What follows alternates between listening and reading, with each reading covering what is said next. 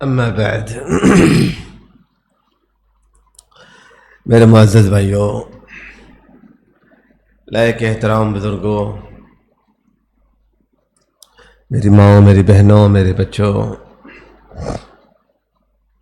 تمام قسم کی حمد اور ثنا اور تعریفیں اللہ ذو الجلال کے لیے ہیں، جس اللہ نے ہمیں اسلام کی دولت سے نوازا ہے۔ اللہ ہمیں ایمان کی دولت سے بھی نوازے اور ہمارے دلوں کو اپنی محبت کے لیے چن لے، ہمارے اعمال کو اپنی عبادت کے لیے چن لے، ہمارے ظاہر اور باطن کی اصلاح فرما دے۔ درود و سلام ہو امام اعظم، قائد اعظم، رہبر اعظم، سید الاولین والآخرین، امام الانبیاء والمرسلین، سیدنا محمد رسول اللہ صلی اللہ علیہ وسلم پہ۔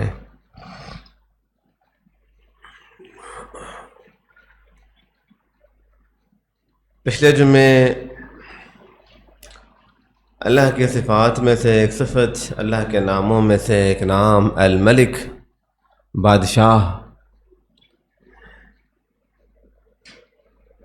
اس نام کو سمجھنے کی کوشش کر رہے تھے۔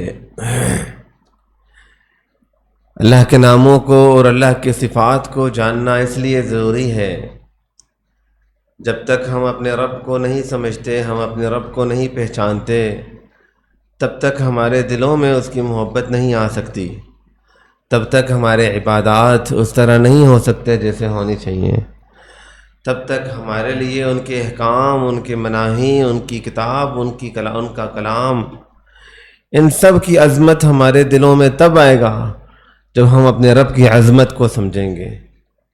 ایک انسان جب عظیم ہوتا ہے تو پھر اس کی باتیں بھی اچھی لگتی ہیں، پھر اس کی صحبت بھی، پھر اس کے معاملات بھی۔ تو اسی لیے رب کو پہچانیں گے تو رب سے محبت ہوگی۔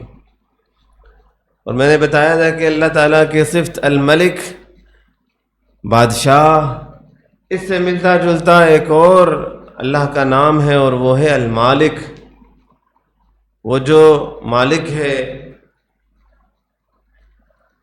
ہم ہر نماز میں پڑھتے ہیں مالک یوم الدین، جو قیامت کے دن کا مالک ہے، اور قرآن پاک کی آخری صورت میں بھی ہے ملک الناس، لوگوں کا مالک۔ اللہ کی یہ صفت ہے کہ وہ اللہ مالک ہے،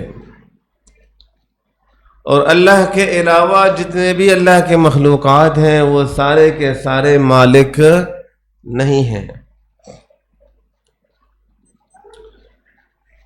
اس دنیا میں جب انسان رہتا ہے، اللہ نے انسان کے لیے دنیا کو مسخر کر دیا ہے، اور تمام مخلوقات کو اللہ نے انسان کے تابع بنا دیا ہے۔ بظاہراً انسان کو یہ محسوس ہونے لگتا ہے کہ میں ان سب کا مالک ہوں،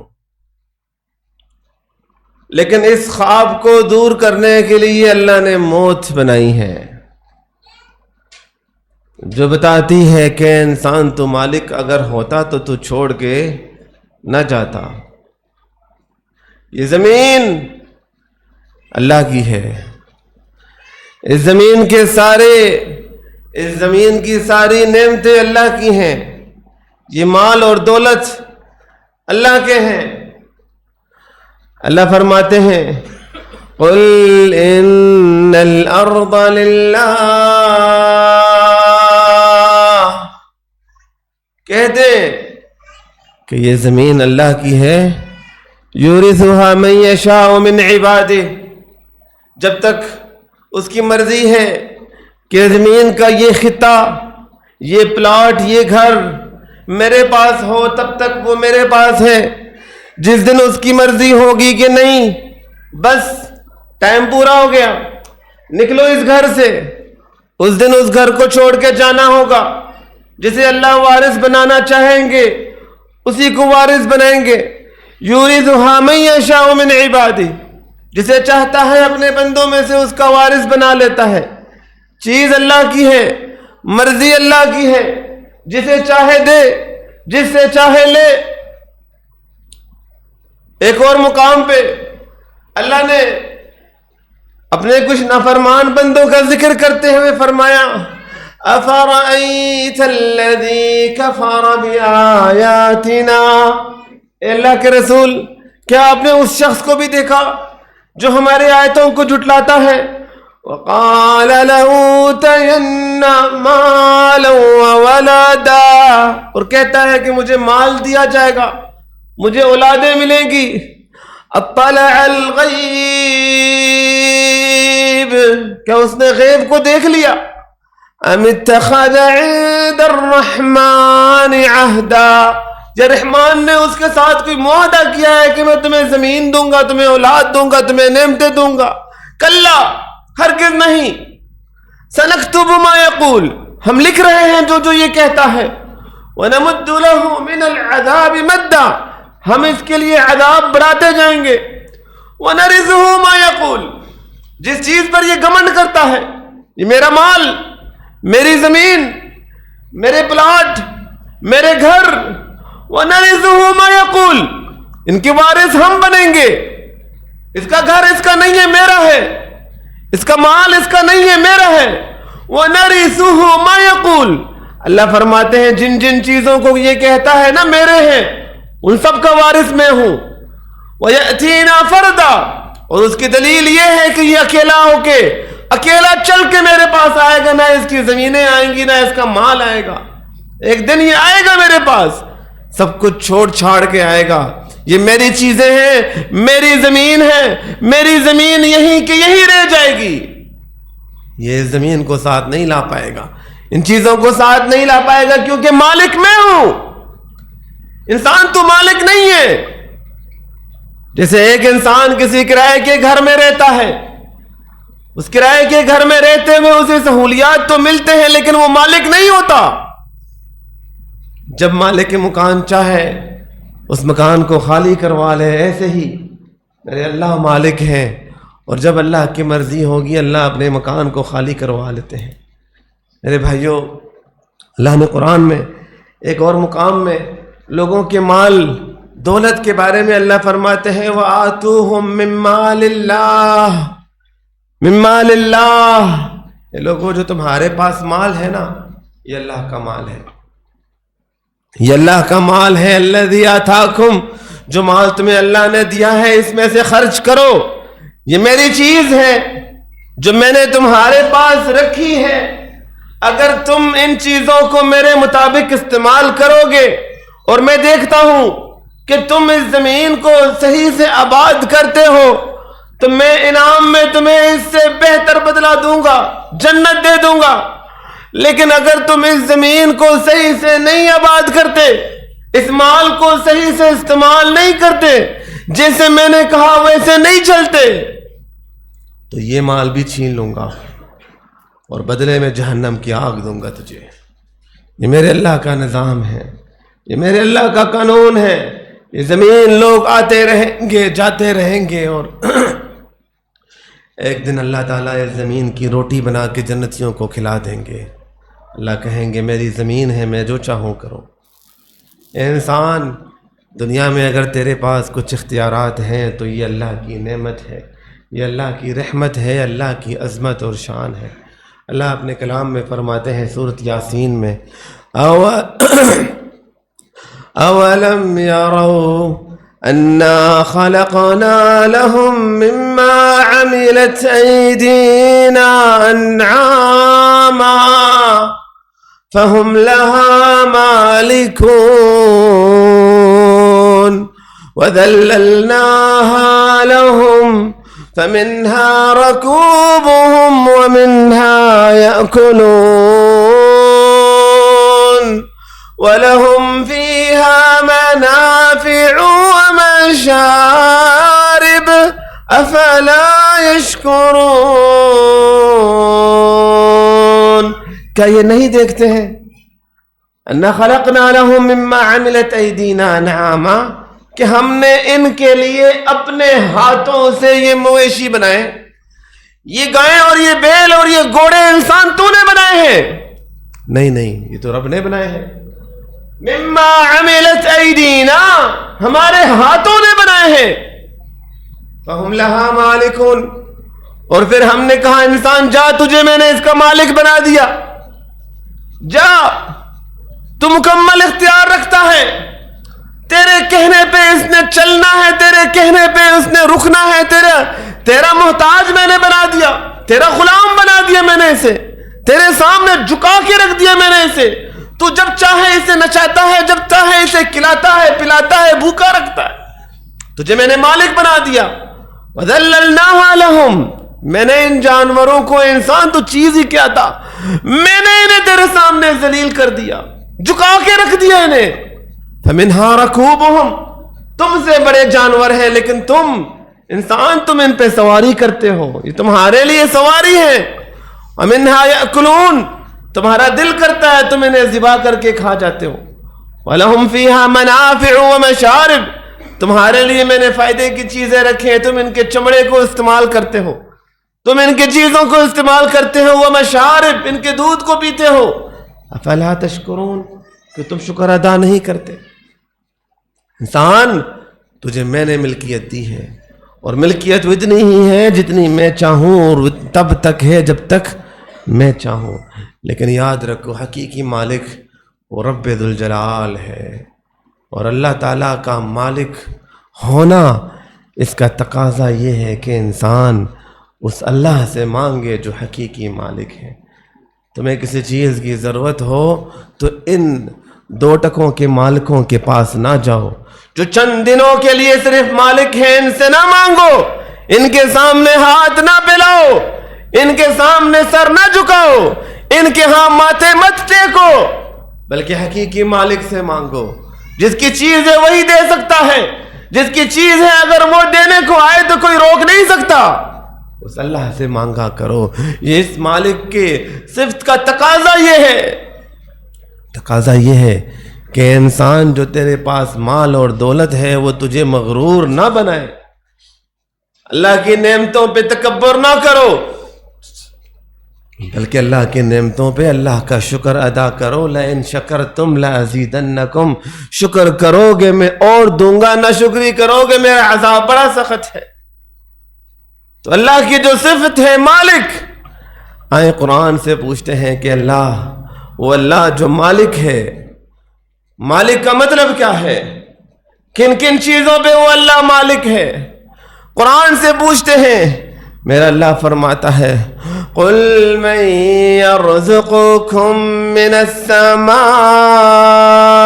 وَالْأَرْضِ، کہہ دیجئے کون ہے جو تمہیں رزق دیتا ہے آسمانوں سے بھی اور زمین سے. أَمَّن يَمْلِكُ السَّمْعَ وَالْأَبْصَارَ، انسان کان تیرے جسم پہ لگے ہیں لیکن ان کانوں کا مالک کون ہے؟ یہ آنکھیں تیرے جسم پہ لگی ہیں، ان آنکھوں کا مالک کون ہے؟ کن کے حکم سے، کس کے حکم سے یہ آنکھیں چلتی ہیں، یہ کان چلتے ہیں؟ اَمَّن يَمْلِكُ السَّمْعَ وَالْأَبْصَارَ، کانوں کا مالک کون ہے؟ آنکھوں کا مالک کون ہے؟ وَمَن يُخْرِجُ الْحَيَّ مِنَ الْمَيِّتِ، مردے میں سے زندے کو کون نکالتا ہے؟ ایک مردہ انڈا ہے، اس انڈے میں سے زندہ مخلوق کو میرا اللہ نکالتا ہے، اور زندے میں سے مردے کو نکالتا ہے. ایک زندہ مرغی میں سے اللہ اس انڈے کو نکالتا ہے. وَمَن يُدَبِّرُ الْأَمْرَ، کون ہے جو سارے معاملات کو چلاتا ہے؟ فَسَيَقُولُونَ اللَّهُ، یہ کہیں گے کہ مالک تو ہم نہیں ہیں. ہم مالک ہوتے تو ہمیں موت نہ آتی، ہم مالک ہوتے تو ہم سے کوئی چھین نہ پاتا. مالک یہ ایک ایسی صفت ہے، کائنات میں جتنے بھی وہ لوگ ہیں، وہ ہستیاں ہیں جن کی لوگ عبادت کرتے ہیں، ان میں سے کوئی مالک نہیں تھا، کیونکہ کوئی اپنے جسم کا مالک نہیں تھا. سب کے سب اس دنیا کو چھوڑ کے چلے گئے. رزق دینے والی ذات اللہ ہے، مالک رزق کا اللہ ہے، جسم کے اعضاء کا مالک اللہ ہے.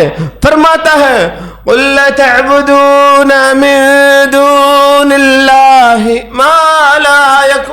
مَا لَا يَمْلِكُ لَكُمْ رِزْقًا، کیا تم اللہ کے علاوہ ان کی عبادت کرتے ہو جو تمہارے لیے رزق کے مالک نہیں ہے۔ رزق دینے والا کون ہے؟ اللہ ہے۔ رزق کا مالک اللہ ہے، اس لیے تقاضا یہ ہے اس رزق کو حلال کرو، اس رزق کو حاصل کرو تو اللہ کے بتائے ہوئے طریقے سے حاصل کرو، جس طرح اللہ کے رسول فرماتے ہیں وَلَا يَجْرِمَنَّكُمُ اسْتِبْطَاءُ الرِّزْقِ أَن تَطْلُبُوهُ بِمَعْصِيَةِ اللَّهِ۔ اس کی حکمت ہوگی، رزق کو آہستہ آہستہ دے گا، اس کی حکمت ہوگی، رزق تیزی سے بڑھائے گا۔ اگر وہ آہستہ آہستہ دے رہا ہے، اس کا آہستہ آہستہ دینا تمہیں اس کام پہ مجبور نہ کرے کہ تم غلط طریقے سے اسے حاصل کرو، کیونکہ مالک وہی ہے۔ رزق تو موجود ہے لیکن مالک کے بتائے ہوئے طریقے سے لوگے تو ملے گا، نہیں لوگے تو مالک تمہیں عذاب میں ڈال دے گا، نہیں لوگے وہ تمہیں کسی اور پریشانی میں مبتلا کر دے گا، نہیں لوگے تو اس رزق کو وہ تمہارے لیے آزمائش بنائے گا، نہیں لوگے تو وہ اس رزق کو دوبارہ چھین سکتا ہے۔ اس لیے تقاضا یہ ہے کہ وہ رزاق ہے، ان اللہ هو الرزاق ذو القوة المتین، وہ اللہ رزق دینے والا ہے، طاقت والا ہے۔ ان الذین تعبدون من دون اللہ لا یملکون لکم رزقا، اے لوگو جن کی تم اللہ کے علاوہ عبادت کرتے ہو، جنہیں تم حاجت روا سمجھتے ہو، جنہیں تم مشکل کشا سمجھتے ہو، جن کے سامنے جا کے تم ماتھے ٹھیکتے ہو، جن سے تم فریادیں کرتے ہو، جن کے سامنے تم اپنے گلے شکوے رکھتے ہو، اے لوگو لا یملکون لکم رزقا، میرا چیلنج ہے کہ وہ رزق کے مالک نہیں ہے۔ فابتغوا عند اللہ الرزق، رزق میں فراوانی چاہتے ہو تو اللہ سے رزق مانگو، وعبدوہ، اور اس کی عبادت کرو، واشکروا لہ، اور اس کا شکر ادا کرو، الیہ ترجعون، تم سب نے اس کی طرف لوٹ کے جانا ہے۔ رزق کا مالک کون ہے؟ قرآن بتاتا ہے اللہ ہے، کسی کے ہاتھ میں رزق نہیں ہے، کوئی کسی کا رزق نہ بڑھا سکتا ہے نہ کم کر سکتا ہے۔ وَمَا مِن دَابَّةٍ فِي الْأَرْضِ إِلَّا عَلَى اللَّهِ رِزْقُهَا، انسان تو انسان ہے، اس کائنات میں، اس زمین میں کوئی کیڑا مکوڑا، کوئی مخلوق، کوئی جانور، کوئی نبات، کوئی چرند، کوئی پرند، کوئی مچھلی، کوئی چیز ایسی ہے ہی نہیں جس کے رزق کی ذمہ داری اللہ پہ نہ ہو۔ سب کے رزق کی ذمہ داری اللہ پہ ہے، سب کو اللہ رزق دے رہا ہے۔ یہ بڑی بڑی مچھلیاں جو ایک ایک دن میں کئی ٹن کئی من مچھلیاں کھا جاتی ہیں، کبھی ایسے نہیں ہوتا کہ وہ بھوک سے مر جائے، نہیں، بھوک سے نہیں مرتے، مرتے تب ہیں جب اللہ کا فیصلہ ہوتا ہے کہ بس ان کے رزق میں چاہے جو بھی ہو اللہ کی ذمہ داری ہے، اللہ اسے مکمل کرتا ہے، کیونکہ رزق کا مالک وہ ہے۔ اس لیے فابتغوا عند اللہ الرزق، لوگوں غیروں سے نہ مانگو، اس مالک سے مانگو۔ اگر تم اسے مالک سمجھتے ہو تو اسی کے سامنے اپنی ہتھیلیاں پھیلایا کرو۔ قرآن بتاتا ہے کہ موت کا مالک وہ اللہ ہے، قرآن بتاتا ہے کہ زندگی کا مالک وہ اللہ ہے۔ اللہ فرماتے ہیں وَاتَّخَذُوا مِن دُونِهِ آلِهَةً لَا يَخْلُقُونَ شَيْئًا وَهُمْ يُخْلَقُونَ، انہوں نے اللہ کے علاوہ غیروں کو معبود بنایا جو نہ کسی چیز کے خالق ہیں بلکہ وہ خود مخلوق ہیں۔ بھلا مخلوق کیسے رب ہو سکتا ہے جو کسی دن پیدا ہوا ہو، جسے کسی نے پیدا کیا ہو، وہ کیسے رب ہو سکتا ہے؟ وَلَا يَمْلِكُونَ لا يخلقون شيئا وهم يخلقون ولا يملكون لأنفسهم ضرا ولا نفعا ولا يملكون موتا ولا حياة ولا نشورا، اور وہ اتنے کمزور ہیں، نہ فائدے کے مالک ہیں، نہ نقصان کے مالک ہیں، نہ کسی کی موت کے مالک ہیں، نہ کسی کی زندگی کے مالک ہیں، اور نہ موت کے بعد دوبارہ کسی کو زندہ کرنے کا اختیار رکھتے ہیں۔ اور انہوں نے انہیں اپنا معبود سمجھ لیا، انہوں نے انہیں اپنا حاجت روا اور مشکل کشا سمجھ لیا، انہوں نے انہیں مالک سمجھ لیا جو کہ مالک ہی نہیں ہے۔ اور ایک مقام پہ میرا اللہ فرماتے ہیں لقد كفر الذين قالوا ان اللہ هو المسیح ابن مریم، ہاں وہ کافر ہو چکے ہیں جنہوں نے یہ کہا کہ عیسیٰ ابن مریم اللہ ہی ہے۔ قل فمن يملك من الله شيئا ان اراد ان يهلك المسيح ابن مریم وامه ومن في الارض جميعا، بھلا یہ بتاؤ مجھے کہ اگر اللہ کی یہ مرضی ہو جائے کہ اللہ عیسیٰ ابن مریم کو موت دے، اللہ کی یہ مرضی ہو جائے کہ اللہ عیسیٰ ابن مریم کی والدہ کو موت دے، تو کون اللہ کو روک سکتا ہے؟ مالک کون ہے موت کا؟ اور یہ کہتے ہیں کہ عیسیٰ اللہ ہے۔ بھلا جس کے ہاتھ میں اس کی موت نہیں ہے، جس کے ہاتھ میں اس کی زندگی نہیں ہے، وہ کیسے مالک بن سکتا ہے؟ قل فمن یملک من اللہ شیئا، کون اللہ کا کچھ بگاڑ سکتا ہے؟ کون اللہ کو روک سکتا ہے؟ اگر وہ اللہ چاہے کہ عیسیٰ ابن مریم کو موت دے دے یا اس کی والدہ کو موت دے دے، ومن فی الارض جميعا، صرف عیسیٰ ابن مریم اور اس کی والدہ ہی نہیں بلکہ کائنات کے سارے مخلوقات کو وہ اللہ اگر مارنے پہ آ جائے، کون روک سکتا ہے؟ وَلِلَّهِ مُلْكُ السَّمَاوَاتِ وَالْأَرْضِ وَمَا بَيْنَهُمَا، اور اللہ ہی کے ہاتھ میں ہے، اللہ ہی مالک ہے ان آسمانوں کا، ان زمین کا، اور جو کچھ ان بھی ان کے درمیان ہے۔ بتایا میرے اللہ نے فائدے کا مالک اللہ ہے، نقصان دینے کا مالک اللہ ہے۔ جسے اللہ نقصان دینا چاہے کوئی اس نقصان کو دور نہیں کر سکتا، جسے اللہ فائدہ دینا چاہے کوئی اس فائدے کو ہٹا نہیں سکتا۔ قل لا املک لنفسی ضرا ولا رشدا، کہہ دیجئے کہ میں اپنے لیے فائدے اور نقصان کا مالک نہیں ہوں۔ قل من رب السماوات والارض، پوچھے ان سے آسمانوں اور زمینوں کا رب کون ہے؟ قل اللہ، کہہ دے اب خود ہی ان سے کہہ دے کہ وہ اللہ ہے۔ قل افاتخذتم من دونه اولیاء، کہہ دے ان سے کہ پھر تم لوگوں نے انہیں ولی بنایا، انہیں اپنی حمایتی بنایا، انہیں اپنا مددگار بنایا۔ لا یملکون لانفسہم نفعا ولا ضرا، جو اپنے لیے بھی فائدے اور نقصان کا مالک نہیں ہے۔ قل هل يستوي الاعمى والبصير، اے لوگو کہہ دے ان سے کہ اندھا اور بینا ایک برابر ہو سکتے ہیں؟ تم اندھے ہو گئے ہو، تمہیں نظر نہیں آتا کہ مالک حقیقی اللہ ہے؟ تمہیں نظر نہیں آتا کہ اللہ کے سوا کوئی نقصان نہیں پہنچا سکتا، اللہ کے سوا کوئی فائدہ نہیں دے سکتا، اور تم غیروں کے پاس جاتے ہو؟ قرآن سے پوچھو، وہ اللہ اپنے کلام میں فرماتا ہے وَمَن يُرِدِ اللَّهُ فِتْنَتَهُ، اے اللہ کے رسول صلی اللہ علیہ وسلم، جسے اللہ گمراہ کرنا چاہے، جسے اللہ آزمائش میں ڈالنا چاہے، اے اللہ اپنے آزمائشوں سے ہمیں محفوظ رکھنا، ایمان پہ قائم رکھنا، ایمان پہ زندگی دینا، ایمان پہ خاتمہ دینا۔ جسے اللہ گمراہ کرنا چاہے فَلَن تَمْلِكَ لَهُ مِنَ اللَّهِ شَيْئًا، اے پیارے پیغمبر آپ بھی اس کی ہدایت کے مالک نہیں بن سکتے ہیں۔ تو مالک، ہدایت کا مالک بھی اللہ ہے، رزق کا مالک بھی اللہ ہے، موت کا مالک بھی اللہ ہے، زندگی کا مالک بھی اللہ ہے۔ قیامت کا دن ہوگا، اس دن سفارش کا مالک بھی اللہ ہے، اس دن سزا اور عذاب کا مالک بھی اللہ ہے، جنت کا مالک بھی اللہ ہے، جہنم کا مالک بھی اللہ ہے۔ اس اللہ کے سامنے گڑ گڑایا کرو، اس اللہ سے مانگا کرو کہ یا اللہ جنت دے دے، یا اللہ جہنم سے بچا دے، تو مالک ہے۔ اے اللہ اس بڑے جہنم میں اگر تو مجھے نہیں پھینکے گا تو کیا ہو جائے گا؟ اے اللہ اس جنت میں اگر تو مجھے جگہ دے دے گا تو مالک ہے نا؟ اے اللہ تو مالک ہے ان جنتوں کا، تو اگر تو نے مجھے جگہ دے دی تو کیا ہو جائے گا؟ اے اللہ اگر تو نے میرے دل کو بدل دیا تو میرے دل کا بھی تو مالک ہے نا؟